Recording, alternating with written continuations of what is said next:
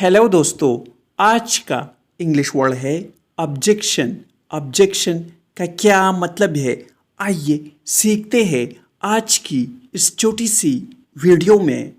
Objection का मतलब है एतराज़, तरदीद या नापसंद। ऑब्जेक्शन, आइए इस वर्ड को सेंटेंसेस में इस्तेमाल करते हैं।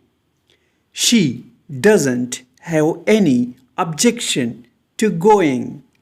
उसे जाने में कोई एतराज़ नहीं है। He said he had no objection to the plan. इन्होंने कहा कि उन्हें इस मंसूबे पर कोई एतराज़ नहीं है। दोस्तों, वीडियो को लाइक और शेयर ضرور کریں۔